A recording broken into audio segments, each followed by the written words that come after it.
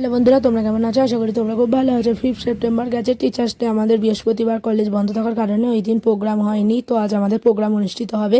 সেই উপলক্ষে আমার সমস্ত কিছু শাড়ি সমস্ত কিছু আমি রেডি করে নিয়েছি। এবার দেখো আমাদের সাজগোজ হয়েও গেছে, আমরা কলেজে পৌঁছেও গিয়েছি। তো প্রথমে আমার একার একটা ছবি তুলে নিলাম, তারপরে বন্ধুগণদের সাথে ছবি, এই যে এইগুলো সব বন্ধুদের সাথে ছবি তুলে নিলাম। এবার আমাদের গান গাওয়ার পর্ব।